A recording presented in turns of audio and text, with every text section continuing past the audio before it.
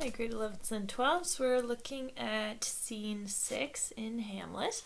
And so what's happened previously is that Ophelia has gone crazy. Laertes has come home to take revenge on whoever murdered his father, and he thinks it's King Claudius and finds out it's Hamlet. And now he's devastated by the turn in Ophelia's personality and mental state. So he is really riled up. Okay, so previously to that, Hamlet has been sent to England with Rosencrantz and Guildenstern, and he's going to be killed there. So now this is just a really quick scene, but it's an important one, and it brings up a literary technique that we're going to talk about. So we'll just stick with one scene for today. So it's scene 6, and it's not very many lines. Okay, so we have Horatio and a servant and some sailors. And Horatio, what happens here, Horatio, who is Hamlet's only loyal friend in the whole play, he receives a letter from Hamlet, and we know that Hamlet has been sent to England to be killed. So that's strange. How is he able to send home a letter? So, okay, so let's read through it and then we'll talk about it. Well, I will talk about it and you will listen or not listen. Okay. Horatio. What are they that would speak with me? Seafaring men, sir. They say they have letters for you. Let them come in. I do not know from what part of the world I should be greeted, if not from Lord Hamlet. God bless you, sir. Let him bless thee too. He shall, sir, and it please him. There's a letter for you, sir. It comes from the ambassador that was bound for England.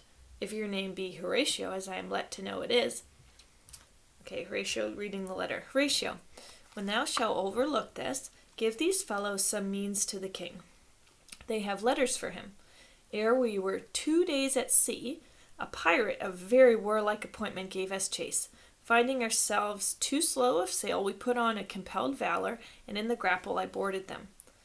On the instant they got clear of our ship, so I alone became their prisoner. They have dealt with me like thieves of mercy, but they knew what they did. I am to do a turn for them. Let the king have the letters that I sent, and repair thou to me with as much speed as thou wouldst fly death. I have words to speak in thine ear will make thee dumb, yet they are much too light for the bore of the matter. These good fellows will bring thee where I am. Rosencrantz and Guildenstern hold their course for England. Of them I have much to tell thee. Farewell. He that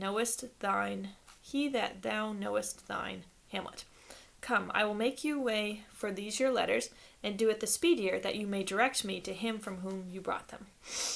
Okay, so this is very short, but we find out a lot, and there's a lot of important information here. So Hamlet sends Horatio a letter and tells him what has happened to him since he's been sent away to be killed. And so this is very strange. So he's on this ship bound for England with Rosencrantz and Guildenstern, and they've been at sea for 2 days, and some pirates attacked them. Pirates were chasing them, and so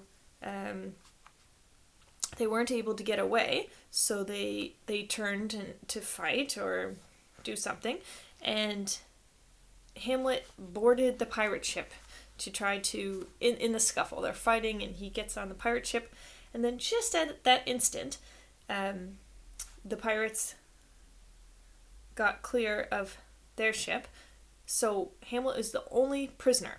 So the pirates sail away with Hamlet, and they have been thieves of mercy. So, but they knew what they did. So what that means is they've been very kind to Hamlet, but it's not without a reason. They know who he is, and they know that he can do things for them. So that he has to do something good for them. So he's sending a letter to Horatio, which is this letter, and then he sent some letters to the king.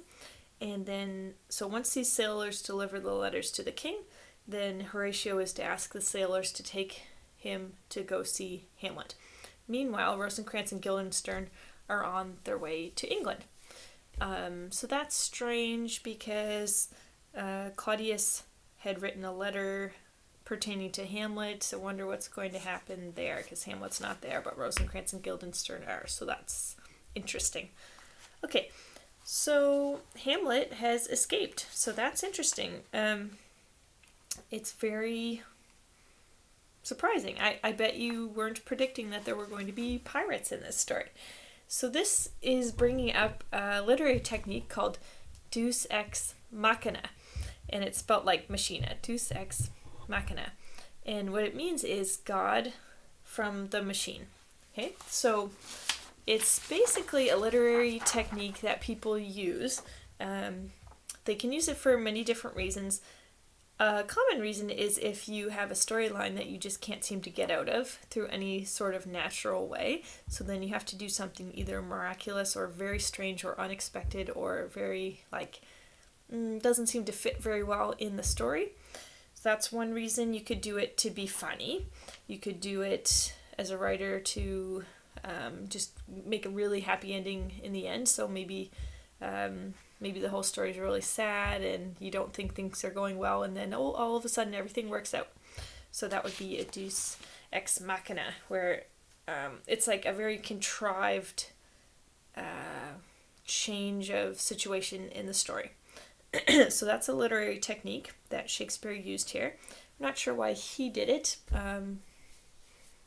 Could be funny. He certainly could have been going for funny. He could have not been able to think of another way to get Hamlet back to England or back to Denmark. Okay, so you can see how this is a very unlikely thing to happen in the story, and it makes things work out very conveniently for Hamlet. Okay, so this is a highly criticized literary tool. So people generally don't really respect this literary tool. It's not one, when we would teach people how to, if I would say, oh, you should use more adjectives, or if you use some metaphors, those are good things to use in literature. Deus ex Machina is not necessarily a good one to use, although it is quite a common one, especially in movies. But it is highly criticized as a literary tool. Okay, so what I would like you to do, I will post this on Google Classroom, but for an assignment, so you have to do a summary, which is quite quick. That should only be, a couple sentences. And then I want you to answer the question on the forum post of why do you think that it should be criticized? Do you think this is a good is there any place for this type of literary technique in literature and in movies? And I also want you to give an example of Deus ex Machina from a book that you've read or a movie that you've seen. Okay, so just think through that idea. Some of you might have read Lord of the Flies. There's one in there. You could use that if you know that one, if you've read the book. So just think through. There's it is quite common. So you can think through if you know an example of that. So great. Thanks.